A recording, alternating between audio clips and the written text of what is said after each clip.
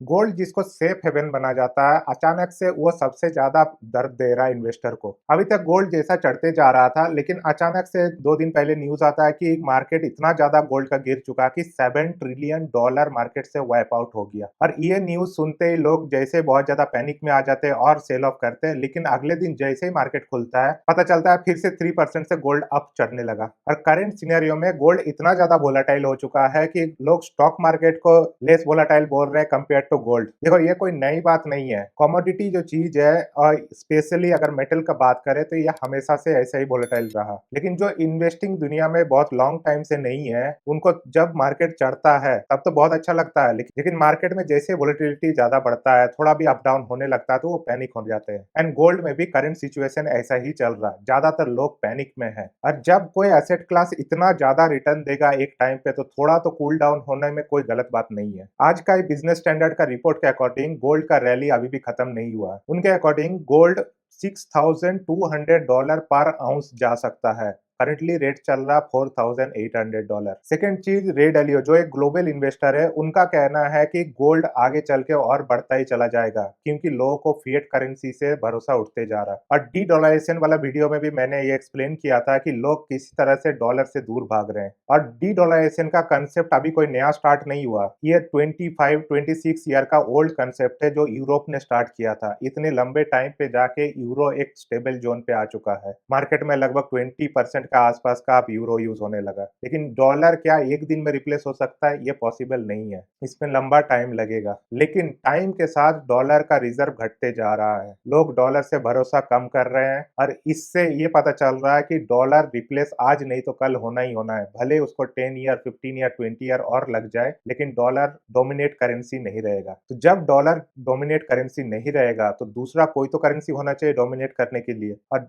दूसरा करेंसी कौन सा होने वाला है, ये जब तक डिसाइड नहीं होता तब तक गोल्ड का वैल्यू बना रहेगा। तो सबसे पहले देखिए, गोल्ड सडनली इतना वोलेटाइल क्यों हो गया। अगर जियोपॉलिटिकल टेंशन को देखा जाए, तो जियोपॉलिटिकल टेंशन कोई खत्म नहीं हुआ है, ये बढ़ते ही जा रहा है। थोड़े टाइम के लिए कूल डाउन हुआ। रीजन है कि नवंबर में यूएस में इलेक्शन है। अगर उस इलेक्शन में डोनाल्ड ट्रंप जीत जाता है, तो जियोपॉलिटिकल टेंशन और बढ़ेगा ही बढ़ेगा। ये बस कुछ टाइम के लिए एक ठहराव आया है। इंडिया यूएसए का ट्रेड डील हो गया, हालांकि अभी फाइनल साइन नहीं हुआ, लेकिन ट्रेड डील का फाइनल अनाउंसमेंट तो डोनाल्ड ट्रंप की तरफ से कर दिया गया। लेकिन इस डील में क्या क्या फाइनलाइज हुआ, अभी तक क्लियर कट बताया नहीं गया है। यूरोप के साथ इंडिया का ट्रेड डील हो चुका है, लेकिन उस ट्रेड डील को भी अभी यूरोप का पार्लियामेंट से पास होना बाकी है। और आप लोग जैसे जानते हैं कि यूरोप एक ग्रुप ऑफ कंट्री का यूनियन है। जब हमारा देश में एक कंट्री, एक पार्लियामेंट है, वहां पर एक बिल को पास होने में इतना टाइम लगता है, तो आप सोचिए वहां इतना सारा कंट्री मिलके उसमें डिसाइड करेंगे तो कितना टाइम लगेगा। तो ये जल्दी में कुछ नहीं हो सकता। भले अनाउंसमेंट हो जाता है, तो लेकिन अनाउंसमेंट से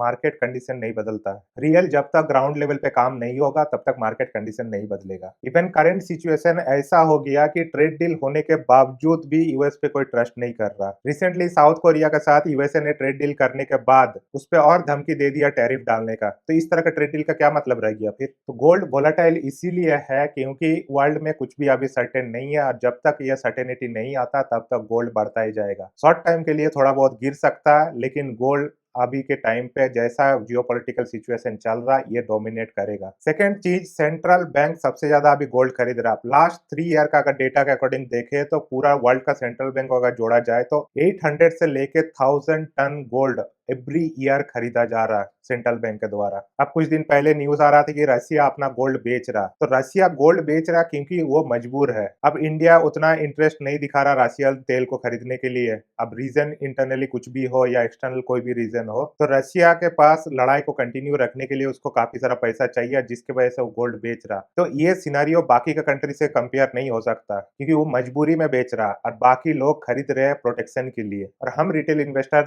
तब इन्वेस्ट करते हैं गोल्ड पे जब ऑलरेडी गोल्ड का प्राइस बढ़ चुका होता है, और वो बढ़ाता है सेंट्रल बैंक। ऑलरेडी काफी सारा गोल्ड खरीद के रखता है, जिसकी वजह से प्राइस बढ़ जाता है, और हम रिटेल इन्वेस्टर तब जाके खरीदते हैं, सोचते हैं हमारे पास और ज्यादा पैसा बनेगा। लकीली वो बन सकता है, लेकिन वो स्ट्रेटेजिक इन्वेस्टमेंट के तौर पे उसको मत देखिए। वो आपका लक आपका साथ दिया, इसीलिए आपका उसमें रिटर्न बन गया, और लक अगर साथ नहीं दिया तो आप लॉस में रहोगे। तो सेंट्रल बैंक को अगर डॉलर से डोमिनेशन घटाना है, तो उसके पास अभी के लिए एक ही ऑप्शन है, वो गोल्ड। तो जब तक रिप्लेसमेंट करेंसी नहीं मिलता, सेंट्रल बैंक गोल्ड खरीदते जाएंगे। थर्ड पॉइंट है, गोल्ड पे रिकॉर्ड ईटीएफ से पैसा आ रहा है। लास्ट अगर दिसंबर मंथ का डेटा देखें तो गोल्ड इन्वेस्टमेंट सिर्फ 1 महीने में ट्रिपल हो चुका है। अभी तो जनवरी भी पार हो गया, ये फरवरी चल रहा है। अभी से लगभग 5 मंथ पहले मैंने गोल्ड इन्वेस्टमेंट पे वीडियो बना दिया था और उसमें मैंने बताया था कि गोल्ड ईटीएफ में इन्वेस्ट करना सबसे अच्छा तरीका है गोल्ड में इन्वेस्ट करने के लिए। एसजीबी में तो कर नहीं सकते और ये पता नहीं कभी भी आपके साथ धोखा हो सकता है एसजीबी में। सरकार खुद ही एक बार जब एसजीबी को रिडीम करना था तो 4% से टैक्स घटा दिया।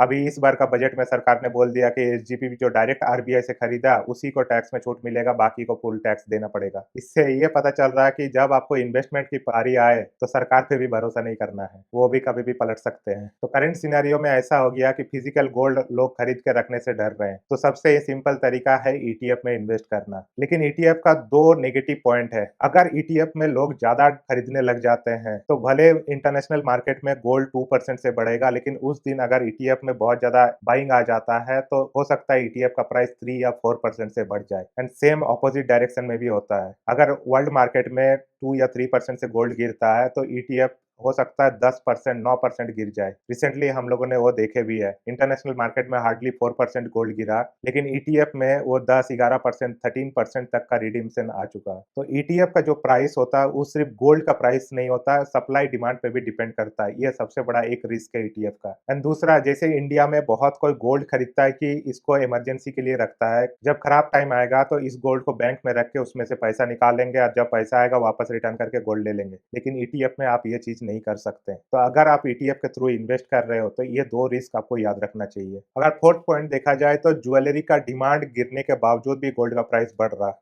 अब तक इन्फ्लुएंसर लोगों ने आप लोगों को अच्छे से बता ही दिया कि ज्वेलरी में इन्वेस्ट करना अच्छा इन्वेस्टमेंट नहीं है। अगर गोल्ड में इन्वेस्ट करना है तो ईटीएफ में कीजिए, कॉइन में कीजिए या बार में करना अच्छा होता है। एंड दूसरा, जब गोल्ड का प्राइस बहुत ज्यादा होता है ना तो ज्यादातर ज्वेलरी खरीदने वाले जो लोग होते हैं वो लोग अपना बाइंग डिसीजन को पोस्टपोन कर देते हैं, लेकिन इन्वेस्टमेंट वाले लोग और ज्यादा इसमें इन्वेस्ट करते हैं। इसीलिए अगर देखा जाए तो ज्वेलरी का डिमांड घटा है, लेकिन सेंट्रल बैंक तो गोल्ड खरीद रहा है। इन्वेस्ट करने वाले ईटीएफ से खरीद रहे हैं, बार कॉइन्स खरीद रहे हैं। इसलिए ज्वेलरी का डिमांड घटने के बावजूद भी गोल्ड का प्राइस बढ़ते जा रहा है। इवन सिल्वर का भी प्राइस बढ़ रहा है इसीलिए। एंड इसीलिए देखे होंगे कि गोल्ड का प्राइस तो बढ़ रहा, लेकिन गोल्ड रिलेटेड जो भी कंपनीज है वो कंपनीज का स्टॉक मार्केट में काफी ज्यादा पिटाई हो रही है, चाहे वो सेनको गोल्ड हो या कल्याण ज्वेलर्स हो। आप अगर फाइनल पॉइंट देखें तो एज ए रिटेल इन्वेस्टर आपको अभी गोल्ड पे क्या करना चाहिए। देखिए, अभी तक अगर आपने गोल्ड पे कुछ भी इन्वेस्ट करके नहीं रखा है तो थोड़ा थोड़ा आपको एलोकेशन लेना चाहिए। जैसे मार्केट में डिप आता है तो आपको गोल्ड पे